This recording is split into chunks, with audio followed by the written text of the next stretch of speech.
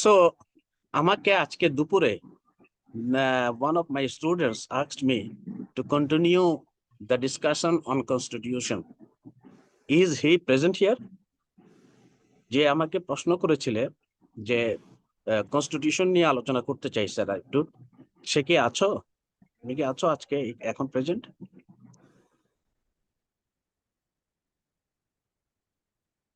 আছো? Are you present here?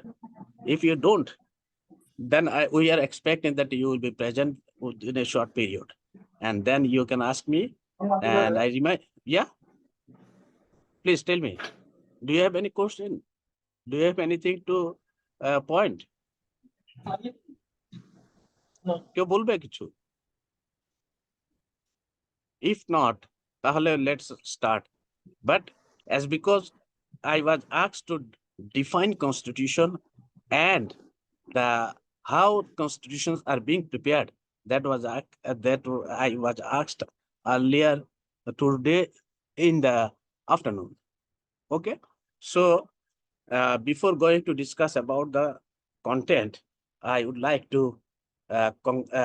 like to say you good evening, assalamu alaikum, namaskar, and stay you all well.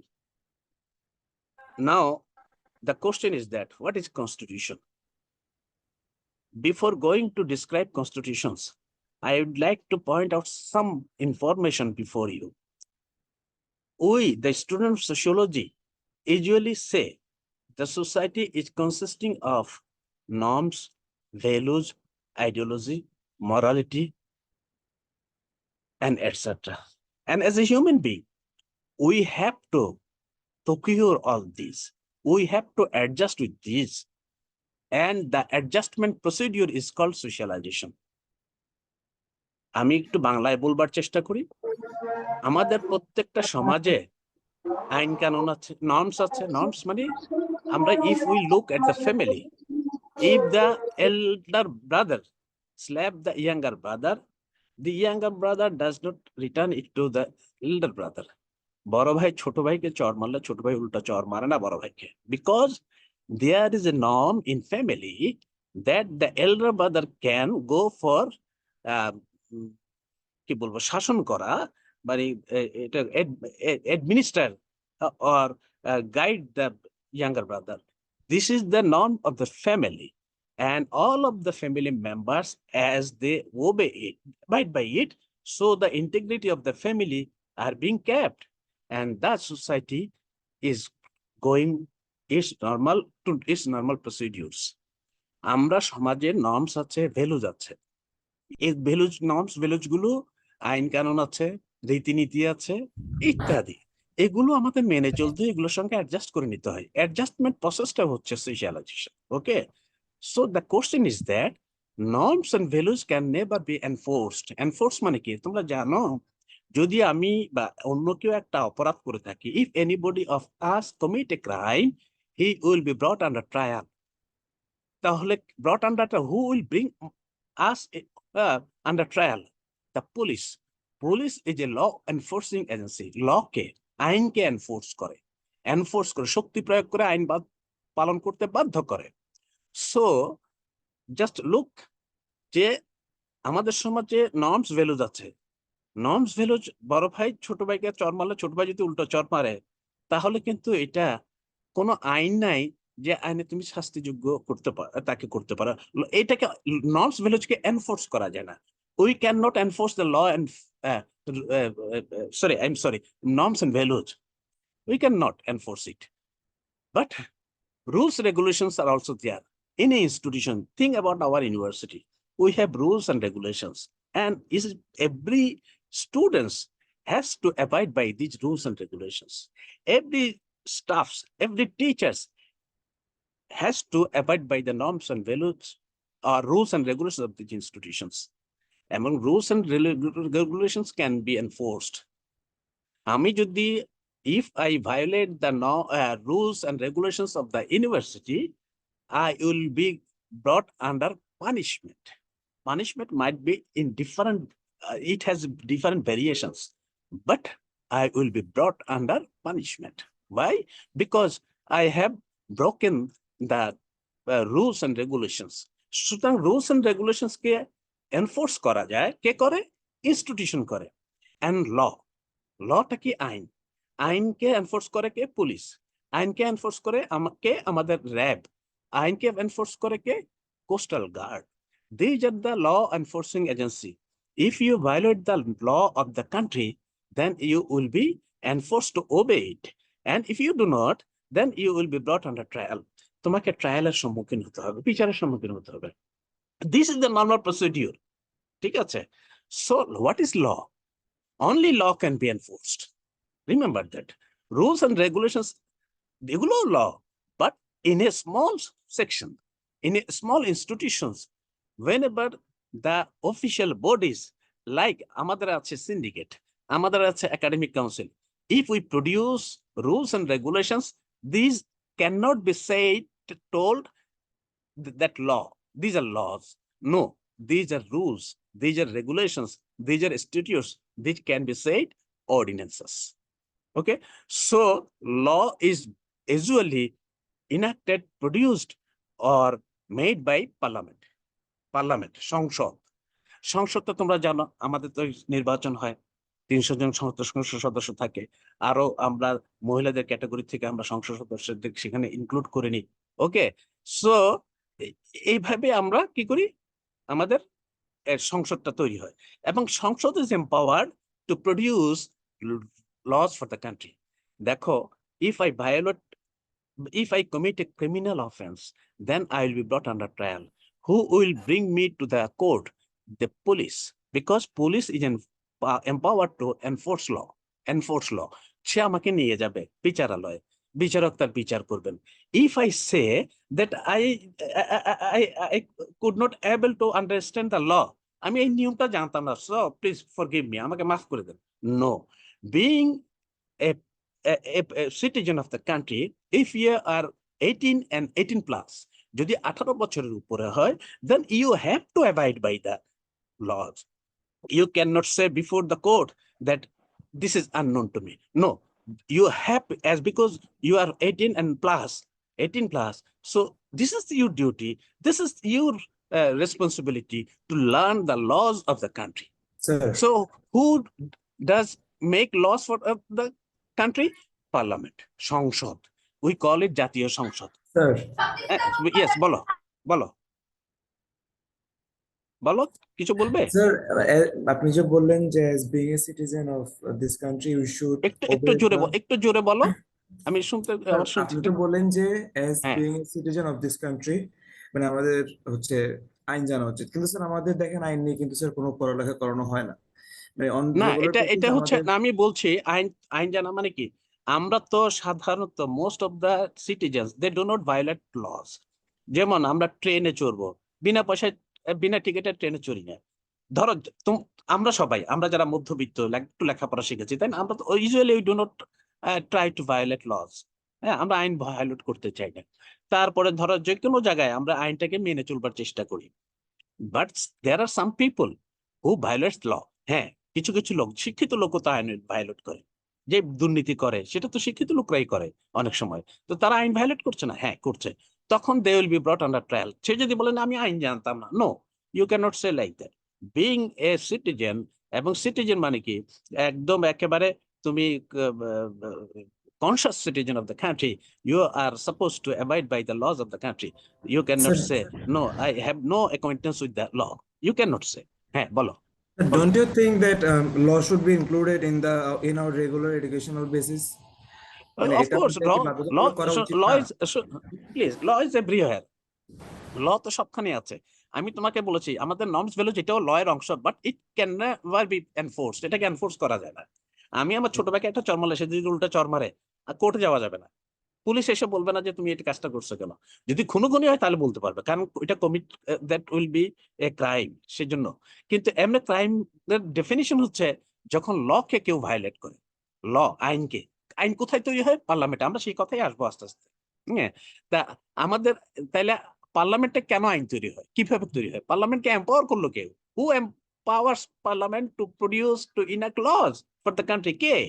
This is the constitution. আরেকটা law, super law, supreme law of the country, that is constitution, সংবিধান। পৃথিবীর প্রত্যেক দেশে সংবিধান থাকতে হবে। রাজতন্ত্রের রাজা যা বলে তাই আইন। কিন্তু আজকের গণতান্ত্রিক দেশে, শিল্প বিপ্লবের পর, after industrial revolution, each and every country should have their constitution. বা কেন?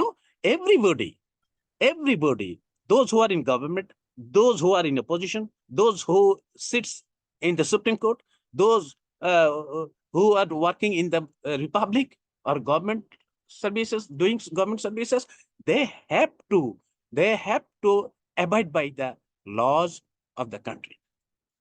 এই কান্ট্রি, তাহলে এই লস গুলো, আমাদের একটা দেশের সুপ্রিম ল হচ্ছে কনস্টিটিউশন। কনস্টিটিউশন হচ্ছে সুপ্রিম ল। আমাদের কনস্টিটিউশনে বলা আছে আমাদের একটা পার্লামেন্ট থাকবে। We should have a parliament, and that parliament empowers to produce laws time to time, সময় সময় যখন প্রয়োজন হবে, whenever we need a new law, by repealing the old one, then the parliament is empowered to produce law, ল করতে পারবে। কেবল এইটা ক্ষমতাটা কোথায় পেল? ক্ষমতা কনস্টিটিউশন থেকে, supreme law of the country. এই কনস্টিটিউশন ইজ এ মাস্ট। পৃথিবীর প্রত্যেকটা দেশের কনস্টিটিউশন থাকে। আচ্ছা, তাহলে কনস্টিটিউশন বললো we should have a parliament. কনস্টিটিউশনে বলা আছে আমাদের বিচারালয় থাকবে। কনস্টিটিউশনে বলা আছে আমাদের গভর্নমেন্ট হবে পার্লামেন্টারি সিস্টেমের, প্রধানমন্ত্রী হবে সরকারের প্রধান। কনস্টিটিউশনে বলা আছে রাষ্ট্রপতি থাকবে, তিনি নির্বাচিত হবেন। এগুলো সব কনস্টিটিউশনে বলা আছে। এই জন্য বলা আছে বলে we have to abide by this procedures. whenever we are going to elect president, we have to follow this, that is enacted in the constitution যা বলা আছে সেভাবে ফলো করতে হবে। we don't have any other ways আমাদের। excuse me, take minute. Sorry, I am sorry, extremely sorry, I am caught by common cold. So এখানে আর কোনো উপায় নেই। তো কনস্টিটিউশন হচ্ছে সুপ্রিম। কনস্টিটিউশনে বলে দিয়েছে রাষ্ট্রের মধ্যে কি কি অঙ্গ প্রত্যঙ্গ থাকবে, তারা কিভাবে কাজ করবে, গঠিত হবে, how will the institution will form, and what power they can exercise in the country. হ্যাঁ, এগুলো সব কনস্টিটিউশনে বলা আছে। সেই অনুযায়ী পার্লামেন্ট গঠিত হয়েছে, সেই অনুযায়ী আমাদের নির্বাচন হয়, সেই অনুযায়ী আমাদের সরকার গঠন হয়, সেই অনুযায়ী সুপ্রিম কোর্টের বিচারপতি নিয়োগ হয়। So all these activities are the outcome of obeying the constitution. Constitution মেনে চলার কারণে হচ্ছে। So constitution হচ্ছে supreme law, and each and every country should have constitutions. এখন the question is that একটা দেশ যখন স্বাধীন হয় তখন তো তার কনস্টিটিউশন থাকে না। তাহলে কনস্টিটিউশন কিভাবে আনবো, তৈরি করব? যেমন পাকিস্তান 1947 যখন সে আলাদা হয়, ভারতবর্ষের পাকিস্তান ভারত হয়ে যায়, তখন তো পাকিস্তানের ছিল না, পার্লামেন্ট ছিল না, কনস্টিটিউশন ছিল না, but they had to produce a constitution. তো how would they produce constitution? কিভাবে করবে? করার জন্য তো মানুষ লাগবে। মানুষই তো কনস্টিটিউশন আইন তৈরি করে। কোন মানুষ? যেটাকে বলা হয় কনস্টিটিউয়েন্ট অ্যাসেম্বলি, গণপরিষদ। In Bengali we call it Gana Parishad.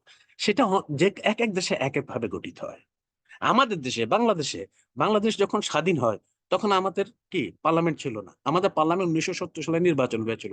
We had experience election in 1970, এবং সেখানে কি জাতীয় পরিষদ, জাতীয় ন্যাশনাল অ্যাসেম্বলিতে, হ্যাঁ, যারা মেম্বার নির্বাচিত হয়েছিলেন, and in the provincial assembly, মানে তখনকার দিদেন ইস্ট পাকিস্তান, সেখানে প্রভিন্সিয়াল অ্যাসেম্বলিতে যারা নির্বাচিত হয়েছিল, এই নির্বাচিত প্রতিনিধিদেরকে নিয়ে একটা কনস্টিটিউয়েন্ট অ্যাসেম্বলি, যেটাকে আমরা গণপরিষদ বলে থাকি, গণপরিষদ was formed. And the prime duty of the Gana Parishad or constituent assembly was to produce a constitution for Bangladesh, independent Bangladesh. And in 1972, you know it very well, they could produce a constitution to us, যেখানে বলা হচ্ছে আমাদের basic principles গণতন্ত্র, ধর্মনিরপেক্ষতা, সমাজতন্ত্র, জাতীয়তাবাদ। So after having constitutions, এই constitution আমাদের মেনে চলতে হচ্ছে। আমরা এই কনস্টিটিউশনকে কখনো ভায়োলেট করতে পারবো না। এই কনস্টিটিউশনের মধ্যে বলা আছে, যেমন ধরো আমরা তো সবাই Chittagong BGM university of fashion and টেকনোলজির, আমরা কেউ শিক্ষক, ছাত্র, আমরা সবাই এই প্রতিষ্ঠানের অংশ। হ্যাঁ, আমরা প্রত্যেকে এই প্রতিষ্ঠানের অংশ, কিন্তু এই প্রতিষ্ঠানের কিছু নিয়ম কানুন আছে, and we have to abide by. We cannot violate it. আমরা তাহলে আমরা কোত্থেকে ক্ষমতা প্রাপ্ত হলাম? যেমন syndicate can produce ordinances, statutes. Who empowers our syndicate to produce? তোমরা পরীক্ষা দেবে, পরীক্ষা দেওয়ার পর তোমাদের রেজাল্ট বেরোবে, কে এম্পাওয়ার করলো তোমার পরীক্ষা, তোমার সার্টিফিকেট দিতে পারবে এই ইউনিভার্সিটি? আইনের দ্বারা। কোন আইন? Private university act. Who produced it? Parliament. কিভাবে প্রডিউস করলো? ওই given power by the constitution.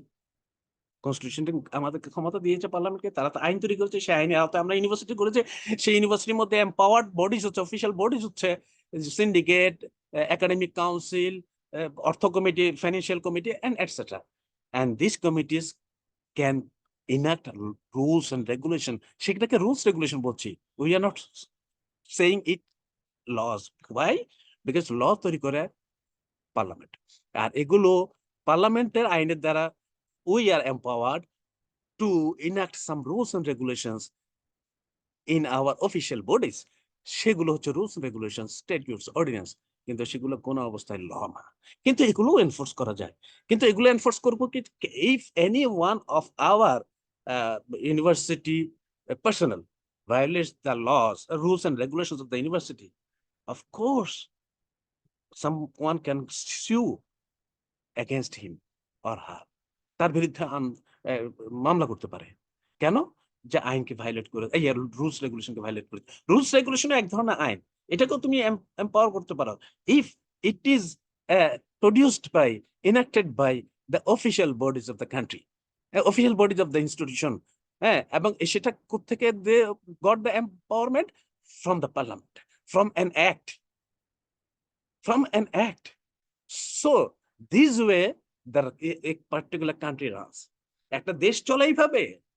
আমি তোমাদের কিছুক্ষণ আগে, a few minutes ago I told you, each and every society is consisting of norms, values, ideology, morality, etc. And as a human being, we have to acquire it. And the acquiring process is called socialization.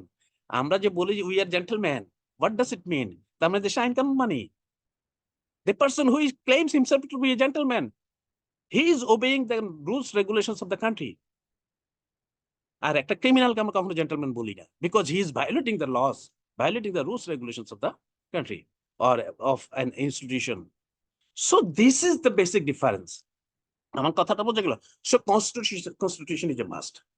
এখন constitution তৈরি করার জন্য কি করা হয়? ওই যে বললাম, constituent assembly should be formed, অথবা গণপরিষদ তৈরি করতে হবে। বাংলাদেশে কেমন কিভাবে হচ্ছে সেটা আমি বললাম তোমাদের, এক এক দেশে এক এক ভাবে হয়, কিন্তু কনস্টিটিউয়েন্ট একটা অ্যাসেম্বলি করা হয়, এবং কনস্টিটিউয়েন্ট অ্যাসেম্বলির দায়িত্ব হচ্ছে আইন, একটা কনস্টিটিউশন তৈরি করা। আমার কথাটাকে বোঝা গেল? Have you got my points? Please let me know, Yes, sir. and if Yes, you sir, have but any question, tell me. Sir বুঝলাম, কিন্তু স্যার আমরা এখানে বলো আমাদের পড়ালেখা করার পার্টটা কি হবে কনস্টিটিউশনের, মানে তোমাদের। Regarding the last class and today's class, আমাদের পড়ালেখাটা কিরকম হওয়া উচিত না, কনস্টিটিউশন? আমি যেটা বলছি, যেমন ধরো আমরা history of Bangla, the emergence of history of the emergence of independent Bangladesh, বাংলাদেশের স্বাধীনতা আমরা মূলত পড়বো 1947 থেকে 1971 পর্যন্ত। 71 পর্যন্ত পড়বো কিভাবে বাংলাদেশ স্বাধীন হলো। তো I told you several times যে বাংলাদেশ স্বাধীন হয়েছে তো আমাদের অ্যাক্টিভিটির মধ্যে দিয়ে, মানুষের অ্যাক্টিভিটির মধ্যে দিয়ে। মানুষ চাইছে।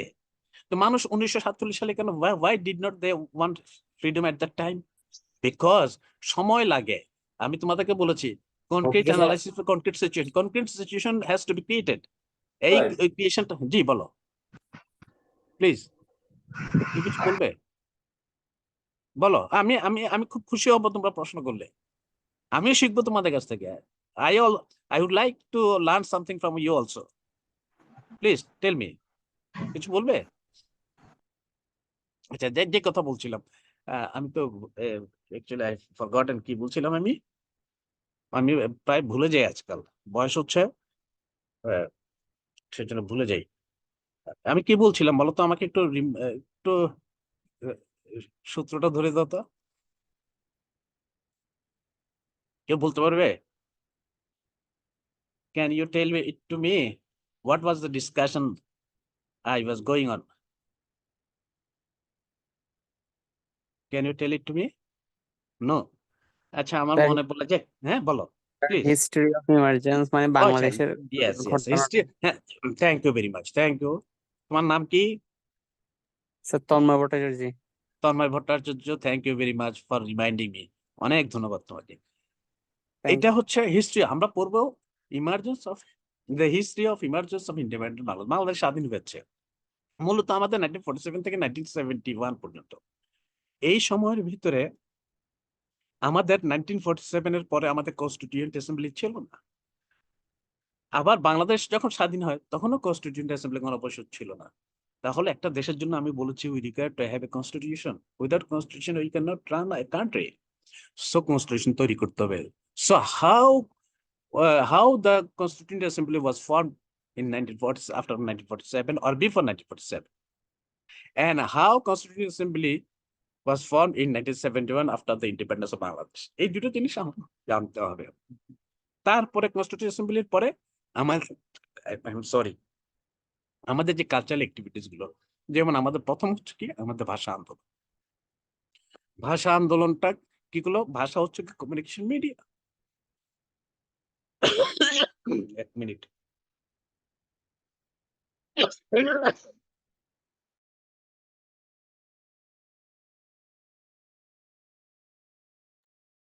ভাষাটা কি কমিউনিকেশন মিডিয়া, তাই না? যোগাযোগের মাধ্যম।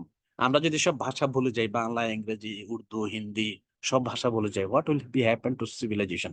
Civilisation will just get collapse. সভ্যতা থাকবে না, কাজ বন্ধ হয়ে যাবে, ইউনিভার্সিটি বন্ধ হয়ে যাবে, রাস্তাঘাট বন্ধ হয়ে যাবে, কারণ কেউ কারোর সঙ্গে কথা বলতে পারবে না। সুতরাং ভাষা আছে বলে আমরা সিভিলাইজেশনটাকে সামনের দিকে নিয়ে যেতে পারছি। তাহলে ভাষা কি করে? ভাষা ধারণ করে। কি ধারণ করে? কমিউনিকেট করে, একটা আইডিয়া আরেকজনের কাছে ডিসিমিনেট করে, প্রচার করে, এট দ্য সেম টাইম ধারণ করে, স্টোর করে। কি স্টোর করে? জ্ঞান বিজ্ঞান। আমরা প্লেটোকে জানি, আমরা অ্যারিস্টটলকে জানি কিভাবে? বইয়ের মাধ্যমে। If there would have no books, তাহলে তো আমরা প্লেটোর কথা জানতে পারতাম না, আমরা অ্যারিস্টটলের কথা জানতে পারতাম না। বুকস 3000 বছর আগে তারা কি বলেছে সেটা আমরা এখন জানি, এবং আমরা আগামী প্রজন্মকে সেটা জানাতে পারবো। How? Because we have the technology. আমাদের পেন ড্রাইভ আছে, আমাদের ক্লাউড আছে, আমাদের ইন্টারনেট আছে। আমরা এগুলো স্টোর করতে পারি। কিভাবে? ভাষার মধ্যে। ভাষা ছাড়া তো স্টোর করা যায় না। ইংরেজি হোক, বাংলা হোক, যে কোনো ভাষায় স্টোর করতে হবে। তো ভাষার ইম্পর্টেন্স আছে। সেই ভাষাটার উপর হাত দিয়েছে পাকিস্তানিরা। কেন? To element our cultural identity. আমি বাংলায় কথা বলতে না পারলে আমি আমার সংস্কৃতি ভুলে যাব, আমার ওয়ে অফ লাইফকে ভুলে যাব। আমি একটা সময় হয়তো আমার মাছে ভাতে বাঙালি এই ধারণা ভুলে যাব। কেন? কারণ আমার যে মাছে ভাতে বাঙালি 3000 বছরের একটা ইতিহাস, I may forget it because I don't have any stored ideas. আমার ভাষা নাই। সো ভাষা দিয়ে শুরু হয়েছে এবং ভাষা ধারণ করে আমাদের পল্লী গীতি, আমাদের রবীন্দ্রনাথের গল্প কবিতা, নজরুলের গল্প কবিতা, বিদ্রোহের কবিতা, এগুলো আমাদের বাংলা ভাষা না থাকলে আমরা পেতাম। আমাদের স্বাধীনতা আন্দোলনের রবীন্দ্রনাথ নজরুলের গান, হ্যাঁ, আমাদেরকে উদ্বুদ্ধ করেছে। হ্যাঁ, তো স্বাধীনতার জন্য এটাও তো একটা বিশাল এই কালচারাল অ্যাক্টিভিটি। তো এটা আমরা পেতাম। সুতরাং ভাষা দিয়ে শুরু হলো 1948 থেকে 1952। আমি তোমাদেরকে বলেছি এটা তোমরা, আমি আবার যখন রিভিউ করবো, whenever I will review all this that I discussed earlier, সেগুলো তখন তোমরা আরো ভালো করে জানতে পারবে। তারপর 1954 এ কি করলো? ইলেকশন হলো। 1956 কনস্টিটিউশনের কথা বললাম। এইভাবে, এই জন্য আবার বললাম কি তোমাদেরকে, I told you to have some basic knowledge. কি? যেমন 1 unit. I told you what is 1 unit. 1 unit হচ্ছে তৎকালীন পশ্চিম পাকিস্তানের 4টা প্রদেশকে একটা প্রদেশ হিসেবে বিবেচনা করে। 4টা প্রদেশে 4টা কালচারাল আইডেন্টিটিস।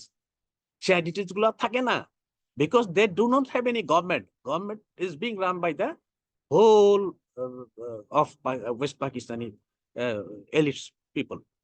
তাদের তো আইডেন্টিটি, ভালো যদি আইডেন্টিটি থাকে না।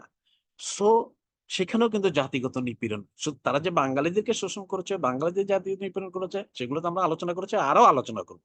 শুধু তাই নয়, তারা তাদের পিপলসকেও, তাদের এলাকার লোকজনকেও করেছে। কিভাবে? By promulgating some ideas. যেমন 1 ইউনিট। 1 ইউনিট তারপর আইব খান করেছে, আমি সেটা আলোচনা করি নাই। পরে 1962 he gave one more constitution, আরেকটা কনস্টিটিউশন দিয়েছেন 1962, that is quite different from the earlier one। 1956 যেটা ছিল তার চেয়ে একটু ডিফারেন্ট, একটু না, বেশ ডিফারেন্ট। এগুলো শাসকরা কেন দিচ্ছিল? শাসকরা দিচ্ছিল তাদের শাসনটাকে পারপিচুয়েট করার জন্য, তারা শাসনটাকে স্মুথ করার জন্য। হ্যাঁ, তারা যাতে বাংলাদেশ থেকে রিসোর্স ট্রান্সফার করে দিতেন ওয়েস্ট পাকিস্তান নিয়ে যেতে পারে। আর এর বিরুদ্ধে কিন্তু আন্দোলন হচ্ছে। আমরা দেখলাম বাংলাদেশ তখন পূর্ব পাকিস্তান আওয়ামী মুসলিম লীগ, পাকিস্তান মুসলিম নিখিল পাকিস্তান মুসলিম আওয়ামী লীগ, তারপর ন্যাপ তৈরি হলো, অন্যান্য রাজনৈতিক দল তৈরি হলো।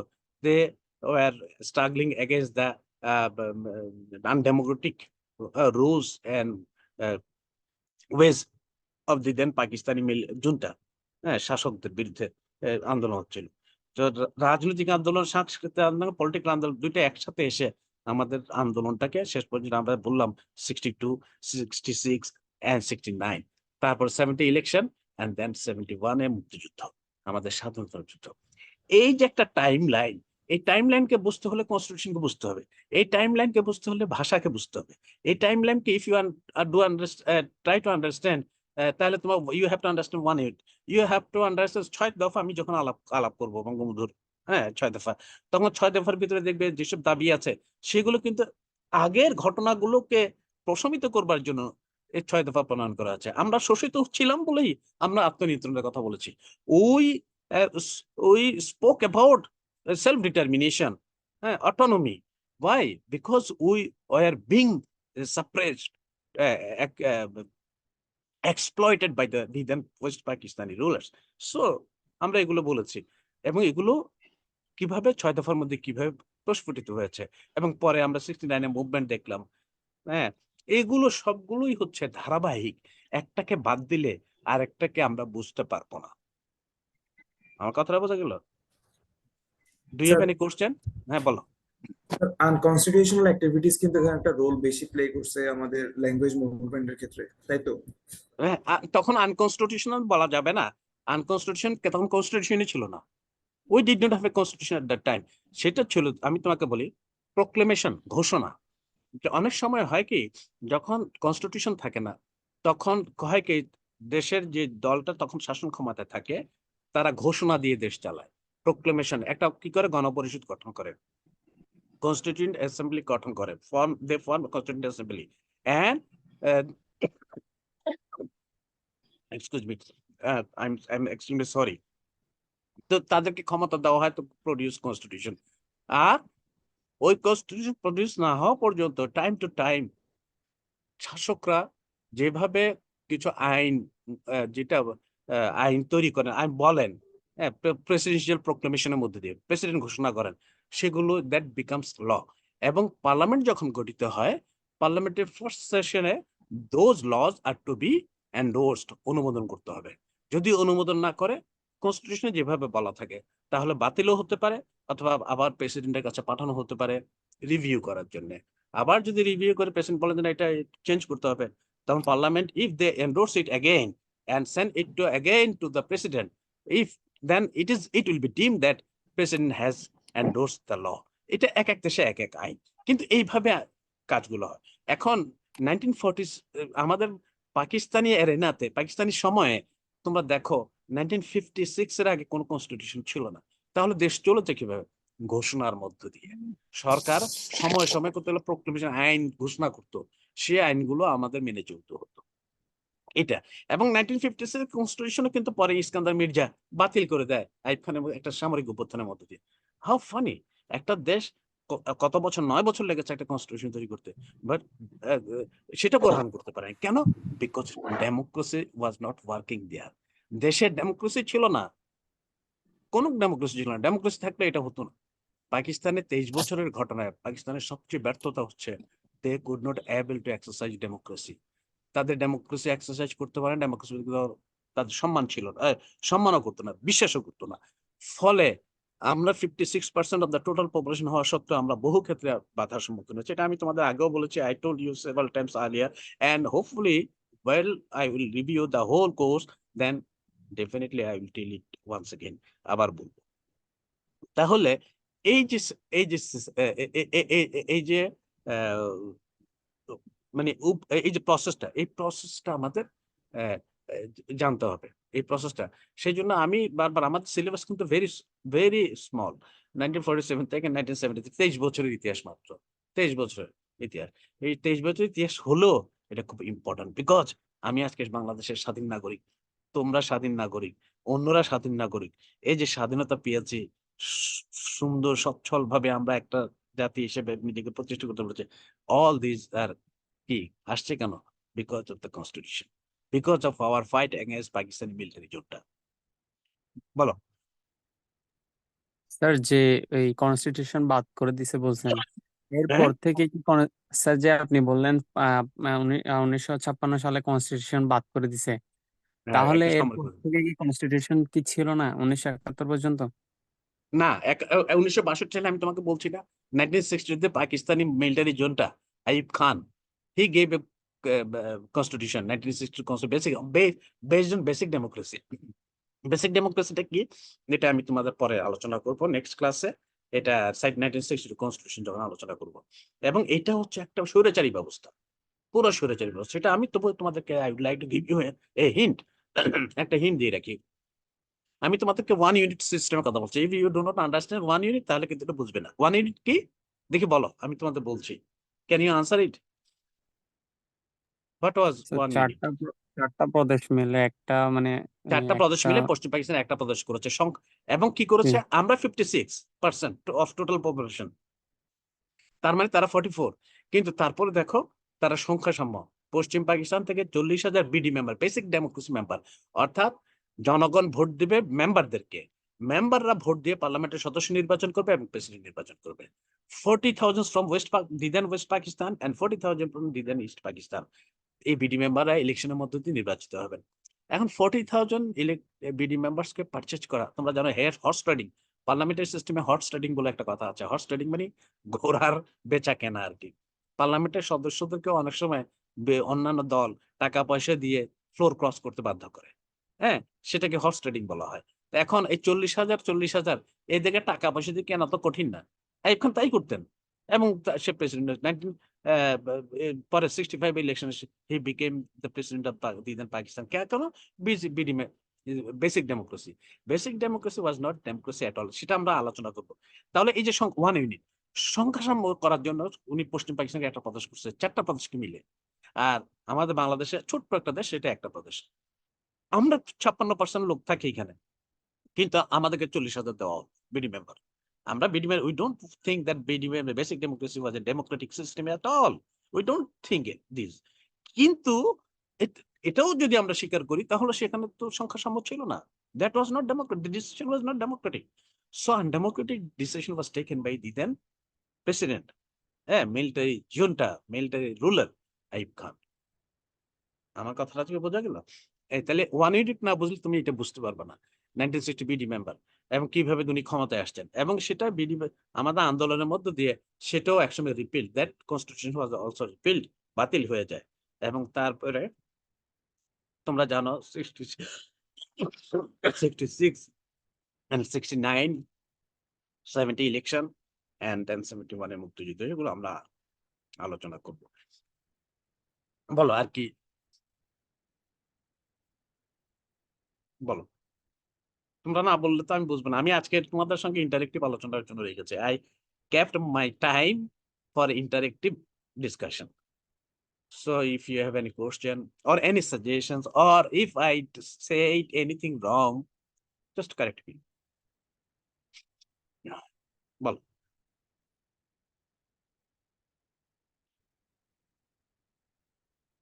বলবে কেউ? স্যার বলো।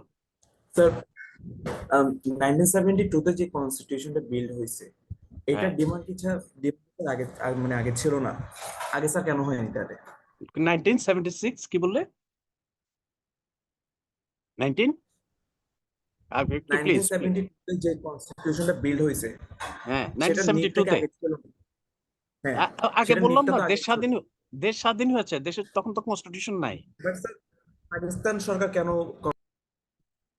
হ্যাঁ, বলো। আমি শুনতে পাচ্ছি না।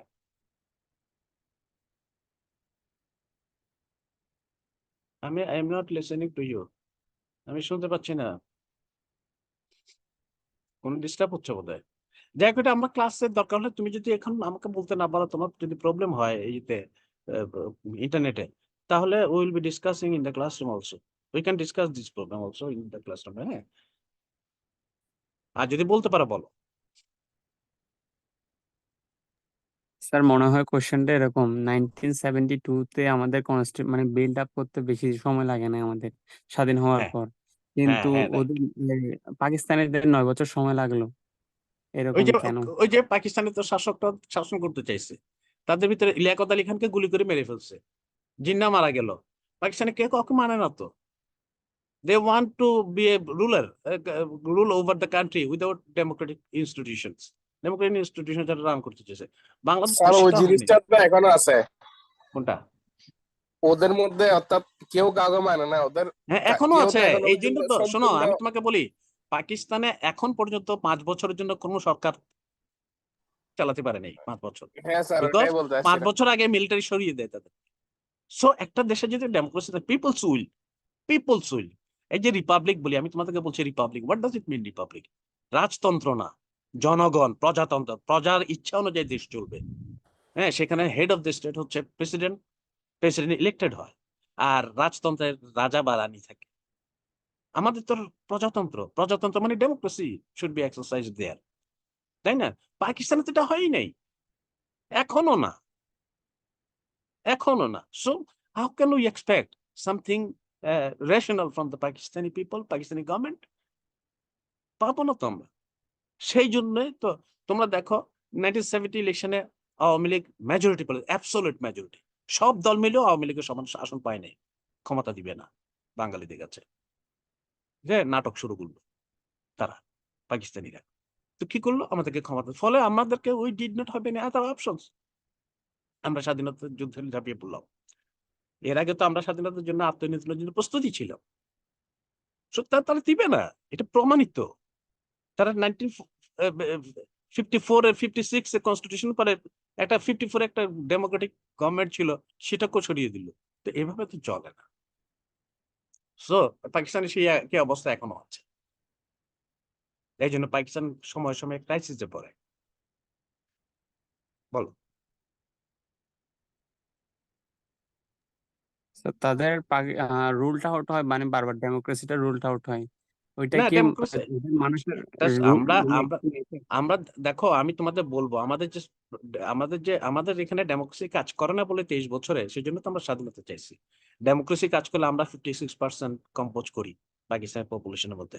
আমাদের যদি ক্ষমতা দেওয়া হতো সিভিল সার্ভিসে, আর্মিতে 56%-এর রেশিও অনুযায়ী আমাদেরকে চাকরি বাকরি দেওয়া হতো, আমরা তো এত আন্দোলন হতো না।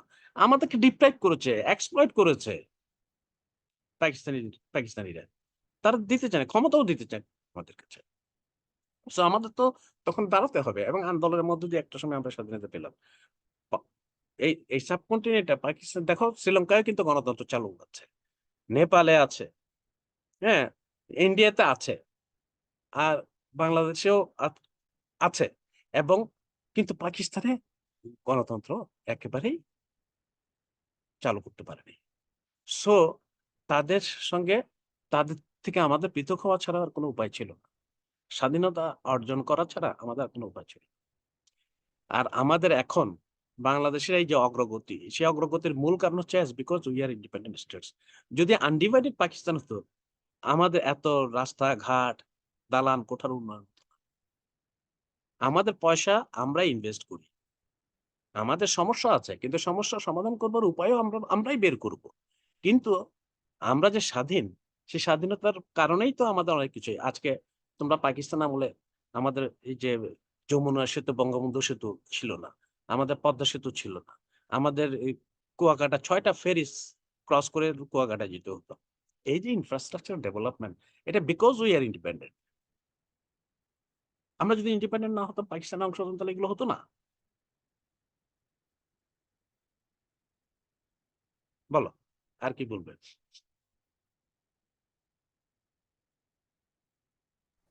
এমনি স্যার বেসিক বেসিক ডেমোক্রেসিতে 1959-এ বেসিক ডেমোক্রেসি চর্চা হয়েছিল হালকা করে। 1959-এ না, 1962-তে, 62 কনস্টিটিউশন। 62 সালে একটা কনস্টিটিউশন দিয়েছে আইব খান, ওই উনি দিয়েছেন আর কি। এটা আমি দিলাম, তোমরা মানো, এটা এরকম আর কি। স্বৈর শাসক উনি বললেন যে এটা আমি দিলাম তোর মা, এই আর কি। বুঝতে পারছো?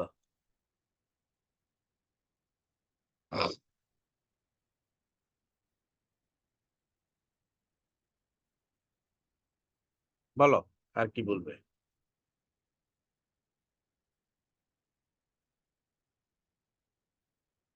কিছু বলবে আর?